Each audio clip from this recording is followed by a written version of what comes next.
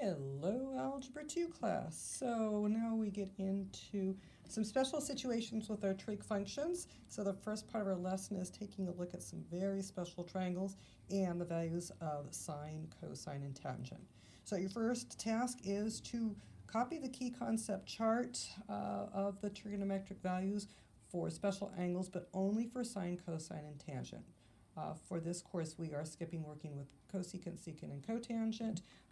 They are extensions of sine, cosine, and tangent. But for right now, we're just going to be focusing on the three basic trig functions, sine, cosine, and tangent. So for a right triangle that happens to have 30, 60, and 90-degree angles, we have the relationship that you see here.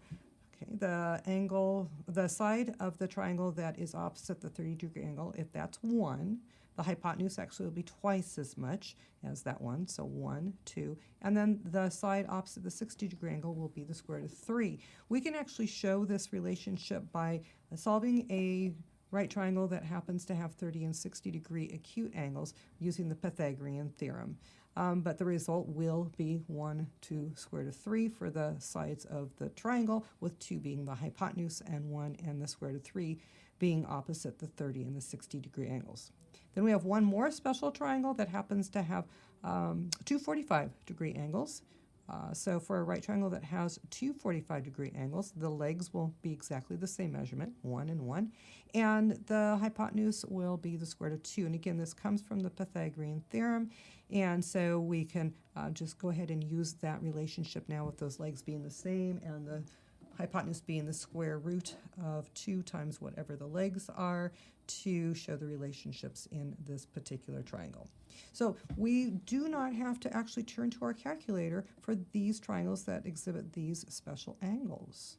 We can use a calculator to find them, but these come up so frequently that it is very handy to actually start getting these kind of permanently in our brain, what the values for sine, cosine, and tangent are for a 30-degree angle, a 45-degree angle, and a 60-degree angle. So I do want you to get this on your paper, and we're going to go ahead and use these very special angles to solve some problems without a calculator. So we read this, that the sine of 30 degrees is 1/2. The sine of 45 degrees is the square root of 2 over 2. The sine of 60 degrees is the square root of 3 over 2, and so forth. All right, so we're going to refer back to this table shortly to answer some questions about triangles that have these special angles. Board problem A. Board problem A asks you to find x, so that's the hypotenuse in this case of this triangle, using trig values of the special angles that show up in that table that we just made. And let's write our answers in simplest form. So if there's radicals, simplest radical form. So we aren't going to be using decimal approximations, even though we could. We're going to stay away from our calculators because these angles are special and have easy to remember values that show up frequently. So what I'm going to notice is that both of these are 45 degrees. I'm just going to pick this angle that's 45 degrees that's next to the 3. And I'm going to say, I have the adjacent side of my triangle and I have the hypotenuse side of my triangle labeled with 3 and x. So I can say that the cosine of this 45-degree angle will be the adjacent 3 over the hypotenuse x. So cosine of 45 is 3 over x. And then I set about solving for x. I'm going to replace the cosine of 45 degrees with the square root of 2 over 2 because in my table, that's what I'm told the cosine of 45 degrees is. We're going to notice that sine of 45 degrees is exactly the same. That's because this is a very special situation where we have two angles in our right triangle that measure out the same. That's why our sine and cosine will be the same value. And that's the only time when we're going to see that the sine and cosine have exactly the same value for a particular angle. Okay, so back to our work here. Cosine of 45 degrees is square root of 2 over 2, and that's equal to 3 over x. Using cross products, I have x times the square root of 2 is equal to 2 times 3. Dividing both sides by the square root of 2, I'll have x as 2 times 3 over the square root of 2. Multiplying 2 times 3, I get 6. And then I have an answer here, but it's not simplest radical form. I do have to rewrite this so that this square root of 2 in my denominator is rewritten so that it is no longer in the denominator. So I'm going to multiply by root 2 over root 2 to remove and rationalize that denominator. So that's going to give me 6 root 2 over 2. And this 6 and 2 do cancel. They're both outside of the radical. 6 divided by 2 is 3. So my final answer in simplest radical form is 3 root 2.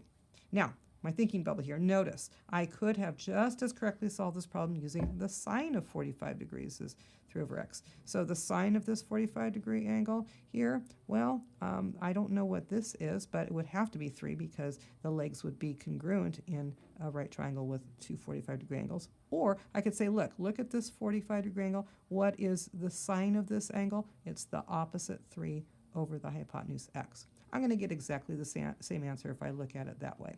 Doesn't matter which way you do it. Okay, board problem B. This is going to have us practice with the special angle of 30 degrees. So we're going to find x using trig values of special angles, and we're going to write our answer in simplest form. So for this angle, 30 degrees, that's labeled. I have the opposite, and I have the hypotenuse labeled. Opposite over hypotenuse, well, that's sine. So sine of 30 degrees is 4 over x, opposite over hypotenuse. And then I'm going to multiply both. No, actually, I'll use cross products here. Cross products will give me x times the sine of 30 degrees is 4. And then my sine of 30 degrees here, I'm going to divide by both sides by that sine of 30 degrees. I'm going to end up with x equals 4 over the sine of 30 degrees. And then x is equal to 4 over 1/2. 4 over 1/2 is the same thing as 4 divided by 1/2. X is equal to 4 times 2 is the same thing as 4 divided by 1/2, so x is 8. I also could have replaced this sine of 30 degrees with 1/2 to start with. If I had done it that way, another alternative way to solve this would be sine of 30 degrees is 1/2 is equal to 4 over x. Cross products would give me x times 1 is x is equal to 2 times 4.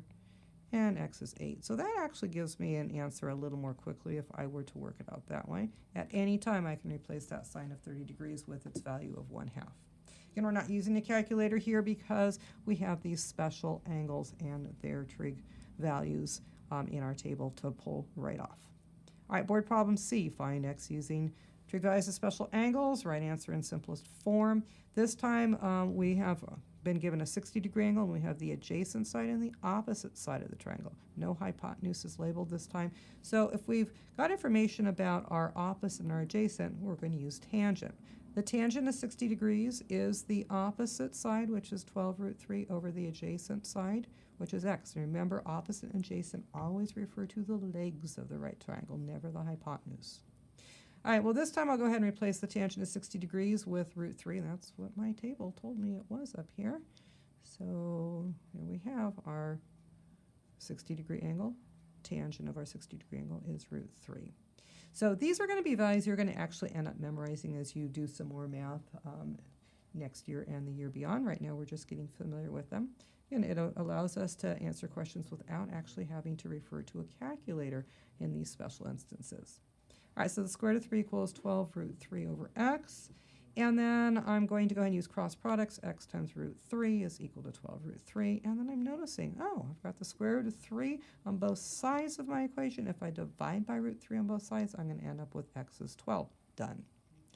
Okay, so that was practicing with using some special angles and their trig values without having to refer to a calculator. The last two problems, we actually are going to come back to our calculator. Again, we will not be using special angles. They won't be 30, 60, 90 degrees, or 45 degrees. So we'll rely on our calculators to find our trig values for the next two problems. We're going to introduce the idea on Guided Practice 6 of what it means to solve a triangle. When you have the direction solve the triangle, what it means is you need to find all the missing angle measurements and all the missing side lengths. In this particular case, we are told that A is 32 degrees. That is, this angle here is 32 degrees. We're also told the length of this side B is 10. Now we're going to notice that our triangle is set up in a very special way with how we're labeling A, B, and C. So whenever we decide, or wherever we decide to put our A, B, and C, the big letters, which designate the angles, the little letters A, B, and C are going to fall in very specific places. We will always put the little a opposite the big A. We'll always put the little b opposite the big B. And we'll always put the little c opposite the big C. That's how we'll always set up our triangles when we are solving a triangle. Okay, well, it's already labeled for you in your textbook, so I just pulled that off. Everything in black is what is given to you in your textbook for this problem. And so what we have to do to solve this triangle, we have to find the missing information. We already know that C is 90 degrees, that angle measurement. So we don't have to report that. That's given. It's a right triangle. But we do have to find the measure of angle B. We have to find out how long A and C are, this leg and the hypotenuse. We'll start with finding the missing angle measure. These two acute angles will add to 90 degrees because in any right triangle, the acute angles, of course, sum to 90. That will give that triangle 180 degrees total. So angle B plus angle A is 90. I was told what angle A is up here. It's 32. So B plus 32 is 90. Subtracting 32 on both sides gives me B is 58. I'm going to write that in. So I wrote it in red so you can see I added that after I figured it out. Now, when we're figuring out our other measurements, we want to use the information that we know for sure is true. In case we made a mistake here and this really isn't 58 degrees, we wouldn't want to use it as we're figuring out some other information about the triangle, because if we're working with a mistaken value, our answer will be mistaken. So we always go back to given values to figure out our other unknown measures. So that's why I'm going to use this 32-degree angle here. As it's given, I know for sure it's right. So I'm going to say, look, I know the tangent of 32 degrees would be the opposite, which I don't know yet, A, over the adjacent. I know B is 10. I was told B was 10. So the tangent of 32 degrees being opposite over adjacent would be A over 10. And then I solve for A. Multiply both sides by 10, and that gives me 10 times the tangent of 32 is A. A then on my calculator is 6.248, round to the nearest hundredth, and we have 6.25. And I've written it in red here. Just kind of helps to see what's going on when we write that information on our triangle. The last part of this problem is finding the other unknown measurement, which is C. So in this case, I'm going to use, again, my known angle that I know is right, cosine of 32 degrees. And the cosine of 32 degrees is going to be my adjacent side, 10, over my hypotenuse, which I'm trying to figure out, C. Now I'm going to use cross products. C times the cosine of 32 is 10. Then I'm going to divide both sides by the cosine of 32. That's going to give me C equals 10 over the cosine of 32 degrees. Plugging that all into my calculator, that will give me 11.791 something or other. And I'm going to round to the nearest hundredth, and there I have it, 11.79. Okay, last problem. We're going to solve one more triangle, and we're going to use a similar method. This is just so you have a little more practice before you're on your own solving a right triangle. This time we're told our A is 71 degrees. There it is. C is 20. There it is. I'm going to figure out everything else about this triangle. I'm going to figure out the measure of angle B and the length of A and B. We already know that C is 90 degrees. We don't have to report that. That's given to us. To figure out this missing angle, again, we have two acute angles that will sum to 90 degrees, so I can simply take 90 minus my known angle, and that's going to give me my angle B, 19 degrees, which I've done here. Now, again, work with the information that you're given that you know for sure is right. In case you made a mistake and this really isn't 19, we're going to use the 71 degrees that we know for sure is right to figure out our other unknown measurements. Sine of 71 degrees will be the opposite over the hypotenuse. The opposite side is A, the hypotenuse is 20, so sine of 71 is A over 20. And then I'm going to multiply both sides by 20. A is 20 times the sine of 71 degrees. That's going to give me A is equal to 18.9103, blah, blah, blah. Rounding up to the nearest hundredth, A is 18.91. Last step here. Let's find out what B is.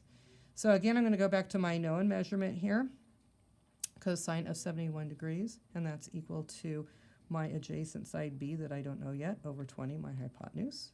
And then multiply both sides by 20, and B is equal to 20 times the cosine of 71 degrees, and B is equal to 6.5113, blah, blah, blah, blah, and B is equal to 6.51. I do want to point out that we could have found out B by using the Pythagorean theorem. That probably isn't quite as easy as just working out our trig function and values here. We could have said 20 squared minus 18.91 squared is equal to the length of this leg squared, and then solve for that leg. That would give us an equally correct answer. But it looks a little simpler just simply using my trig value, so that's why I chose to work it that way.